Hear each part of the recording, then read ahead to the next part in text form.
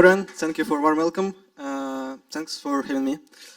Before start, I want to spend a few minutes by saying congratulations and thank you words for Larry and Alex for keeping this conference alive for so long, and for all people involved in it, organizers, volunteers, especially coordinators of volunteers, such as Vika Bashkovskaya, Filip Rumak, and Olesya Volodьko. You're the best. I myself was a volunteer on this conference for a couple of years back in the days, and it really changed my life, helped me get into game development and be where I am today. So let's give a short round of applause to everyone who is involved in it. Okay, before we start, I want to ask a few questions in the audience. So who is considering himself as indie, solo dev, small developer? Just raise your hand. Okay, and who is right now working on the game in production and want to release it like very soon, or like 6 months, 1 year? Okay, is it? I guess it's only you in audience. So is it PC or mobile? Browser game. Okay, cool.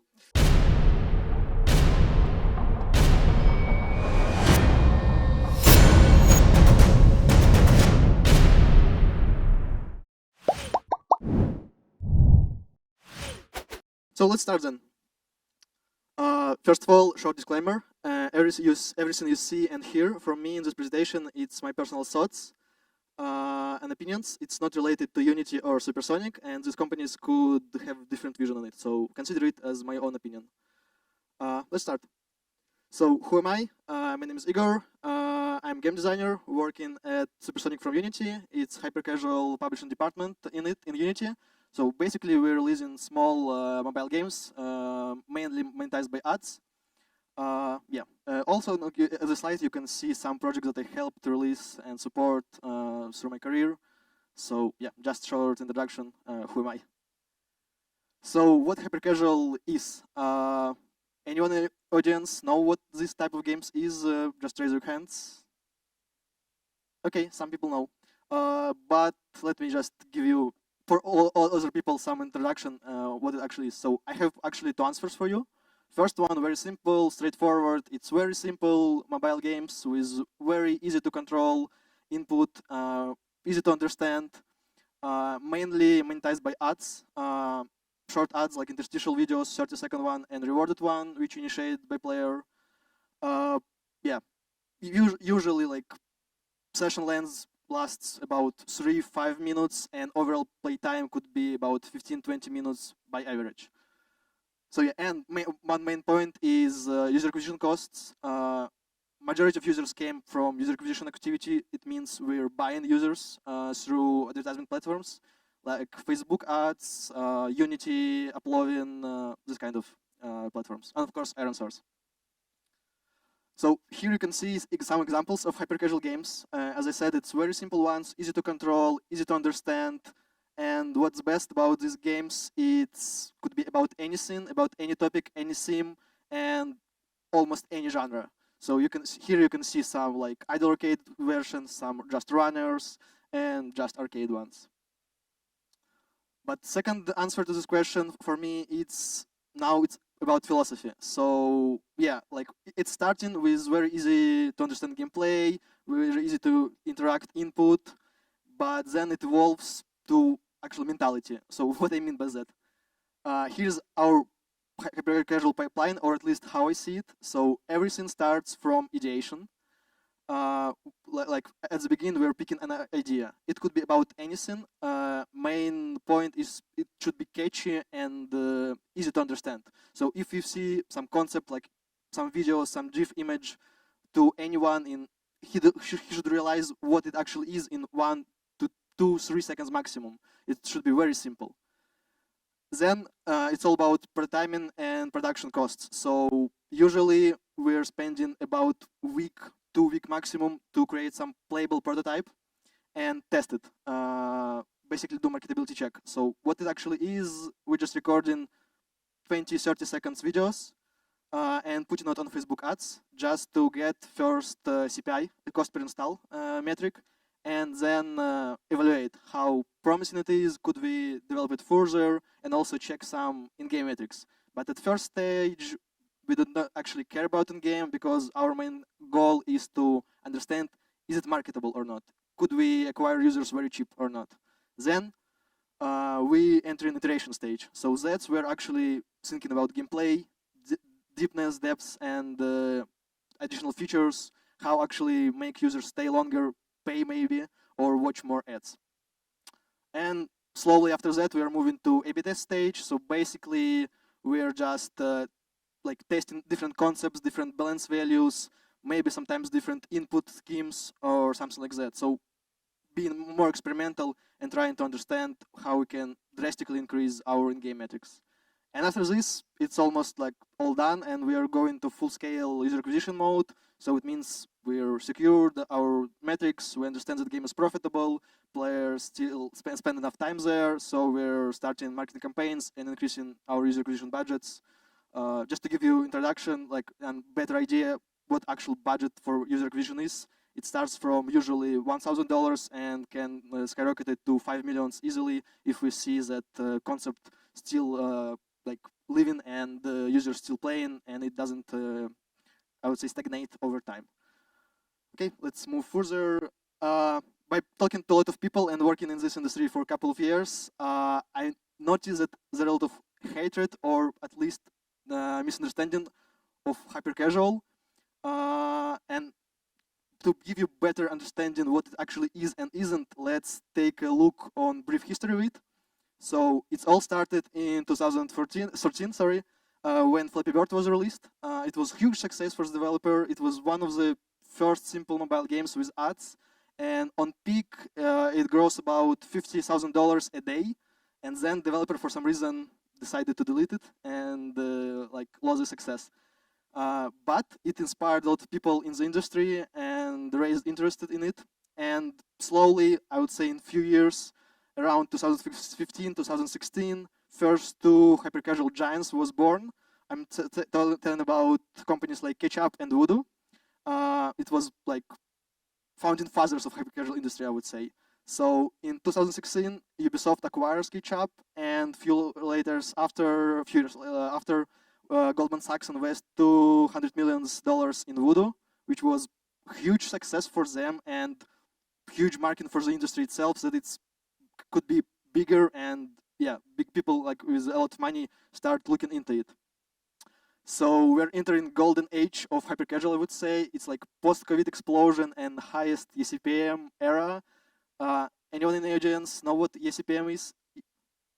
Okay, so basically it's a product metric which means like efficient cost per mile. So basically it's how much money you're making from 1,000 users you acquire. So basically it's a metric for understanding how profitable your product are, and it has a lot of parameters and values in it, but basically at the time it was all-time high, and everything was great for anyone in hyper-casual.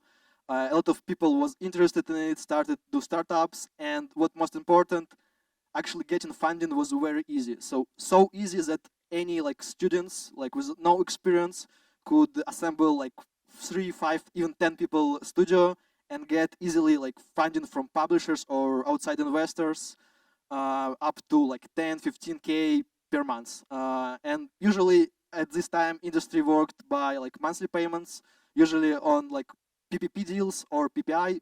PPP is like prototype. Basically, we are paid developers per month or per prototype. It means how many prototypes you can do. We will pay you fixed amount. Just to give you more like understanding, usually prototype costed at the time about $1,000 or $3,000, and usual like PPI deal, so it, like per iteration basically, was about like $5,000 to $7,000. For like people without experience, it actually was very great, and what most important is, was very easy to do. So at that time, a lot of interested people came to the industry, but not also interested one. Like it was also about people who don't care about games at all, just saw the opportunity to get free money. So whole market was filled with low quality prototypes, with people who don't understand what they're doing and just for easy, like seeking easy money. sounds familiar for some indies, right?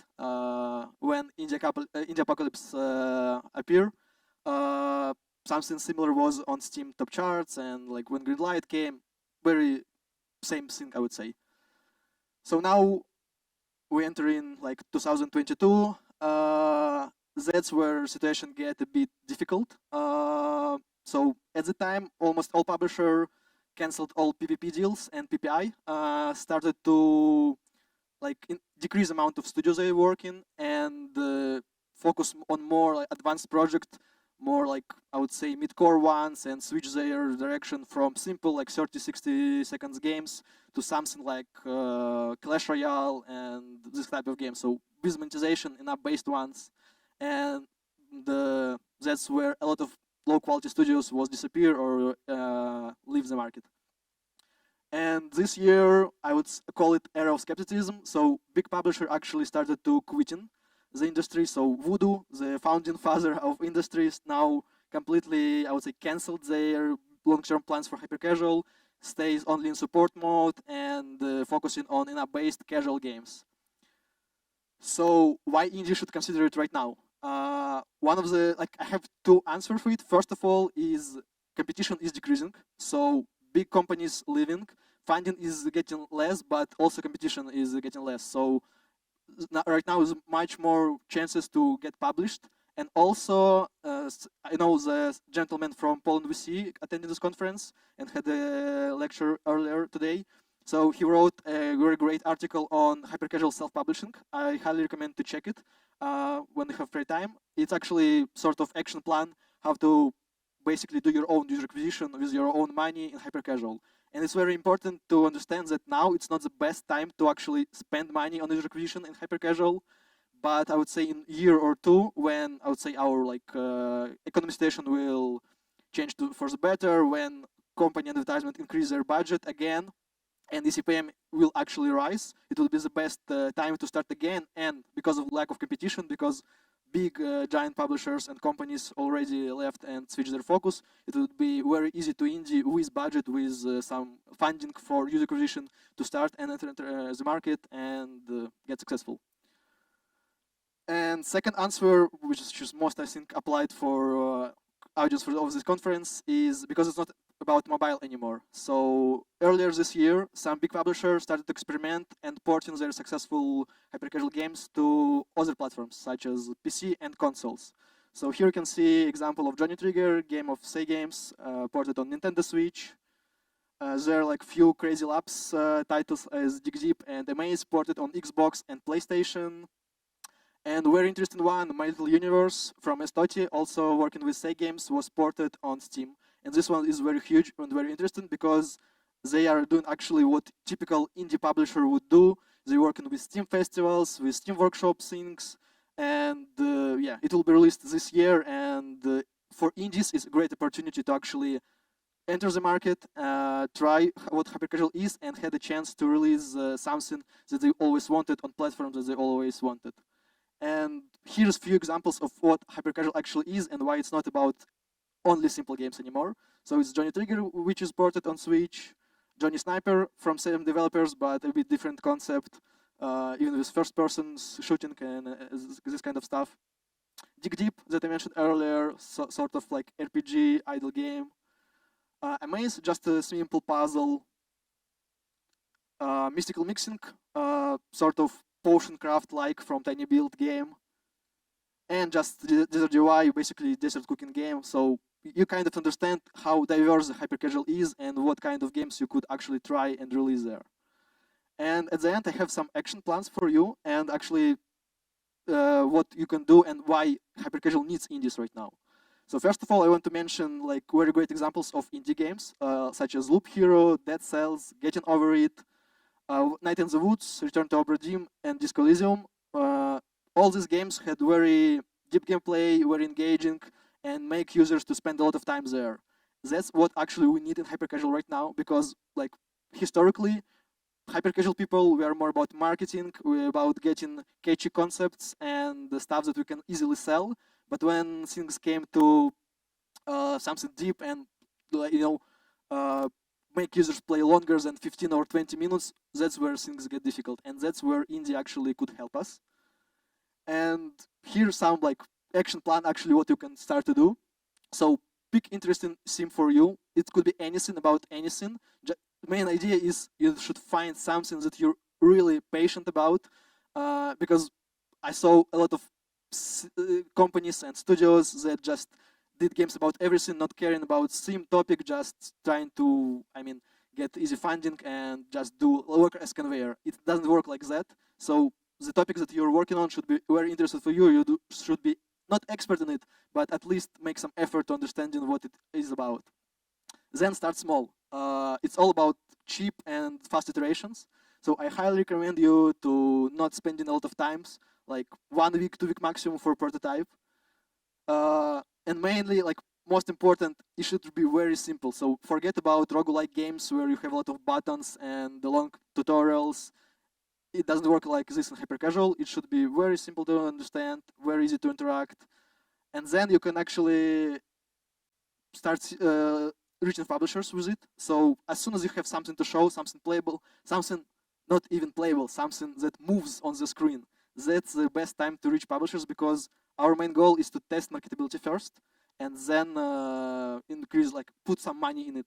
So as soon as you have some moving object like GIFs, some Unity scene working, show it to publisher. They can help you evaluate what you're working on and help you move further. Yeah, so after this, when you get the results, it's only 2 options: iterate on it or kill, nothing in between. So if it shows promising CPI or in-game KPIs, it's probably worth trying. But if after first test you're not sure, you're not really into the sim anymore, and you see that metrics is too low, just kill it. Because in this industry there was a lot of people who thought that they could actually make something that doesn't work working, and it never happened like that. So don't, I would say, tie yourself to the ideas, just throw them if they doesn't work, and repeat this process as many times as you can, because what's the best about hyper-casual is this is really fast, very simple to make, and you could learn so much by working on this. And most important thing is 80-20 rule. So basically 20% of your input give you 80% of result. So that's basically, I would say, basic rule of hyper-casual. So always remember about that. And on the end, like few examples how indie could rethink what they're doing and publish something in hyper-casual. So the game called Papers, Please, I think everyone aware of it. And there was few successful titles in hyper-casual with very simple concept and mechanics, just a bit resynced in different ways. So something about airport security, something about clubs and entering people in, and something about like courts, sessions, and like crime and like yeah, people who got arrested. So yeah, that's just quick overview of hyper-casual, how it's working, what it is. I hope it helps, and I hope you interested and inspired your attitude to check it out. At the end, there's some list of companies that you can actually reach out if you're interested. It's like top hyper-casual publishers at the moment.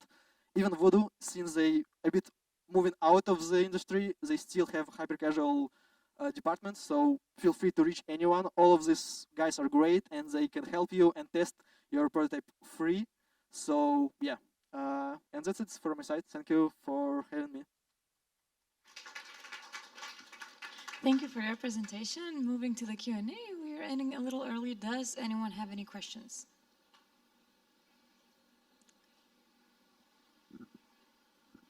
Can you briefly describe the difference between hyper-casuals and casual games? What's the difference? Sure.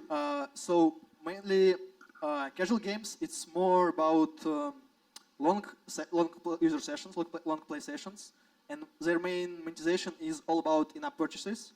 So it means that since like the beginning of the development, developers are actually thinking about, okay, what we could sell in these games, how deep economy should be, how deep user experience should be. Hyper-casual is completely opposite. We don't think about in-apps at all at the beginning. All we do is how to sell it to the mass appealing audience.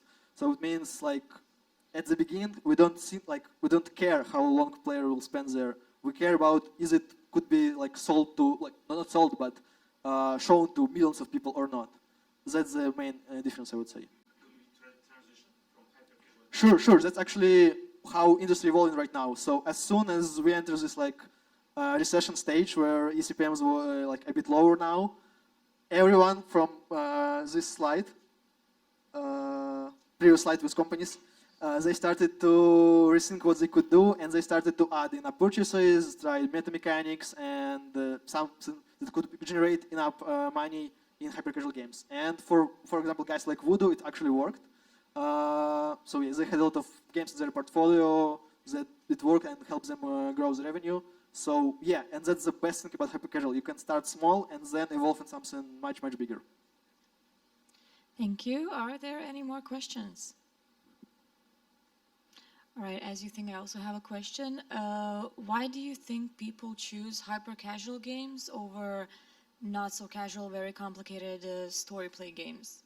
I can say for all people, but me personally, I like the diversity and fast iterations. So I work in hyper-casual for about 5 years, and during this time, I had like hundreds, if not thousands of prototypes. I tried a lot of projects in different genres, and the most important thing, it's all about data. All our decisions based on data, and it means you see, like, you want to test something, you don't argue with your colleagues, you just iterate it because it's very fast and very simple to implement, and then you see actual answer.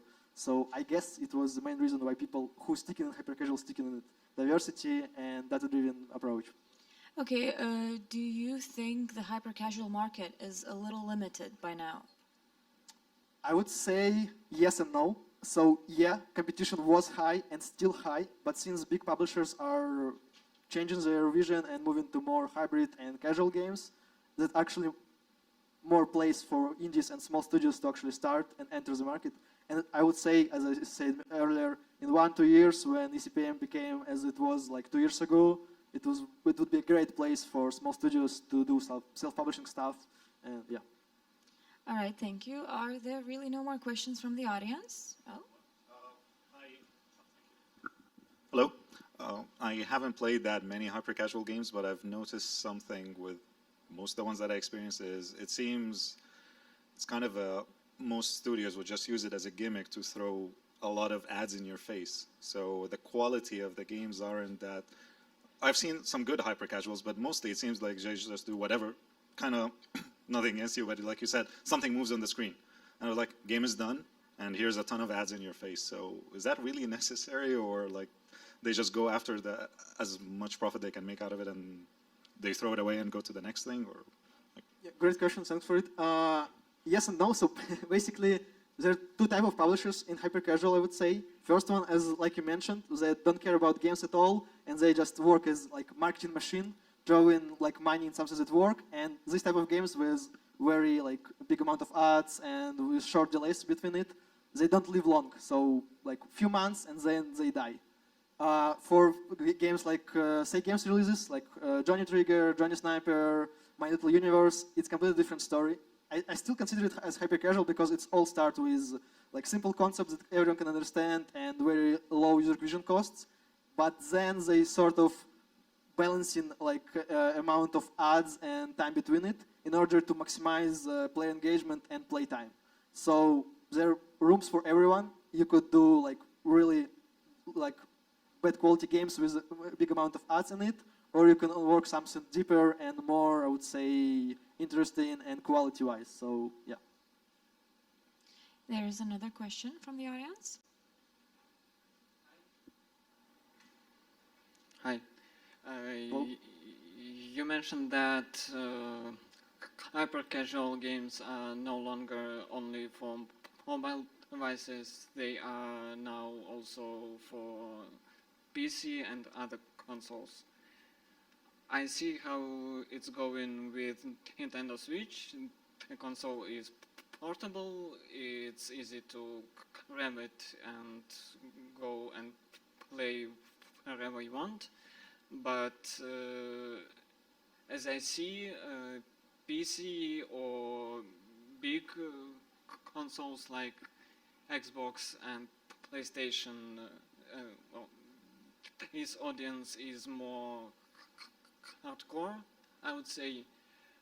So how do you make hardcore audience play hyper casual games? Are they successful there? 'Cause Good point. Thanks for the question. So first of all, hyper casual is not about hardcore at all. So we're not trying to like acquire hardcore players. That's quite opposite. We want to as much people as it possibly could happen to play our game. So our audience is like people from 1 year old to like 99 years old. So it means we should adapt it for as much people as we can. And hardcore users usually not applied for this criteria. It's first of all very small chunk of audience, and they play completely different type of games. So, and what most important, not every type of game could be ported on PC and consoles, obviously, because their input, first of all, they could be not deep enough, and their input could be not very like portable. You know, main games that was ported is like with joystick controls or some puzzle ones. I can't imagine how simple runners could be ported and successful on consoles. So yeah, like not every game could be ported, and not all hardcore players will enjoy it. So yeah, we're not trying to acquire them basically. Thanks for this question. Thank you. I believe I saw another hand there. Hello. Hi. You mentioned during the presentation that you don't need previous experience to get into hyper-casual games. However, if you have no previous experience, where do you start? Like, what kind of tools, what kind of skills do you need to acquire to actually like start creating hyper-casual games? Just simple understanding of Unity development, like knowing how engine works and ability to get something movable would be enough for start. And then you need to like get more information or like instructions how to do some advanced topic. But start is very easy.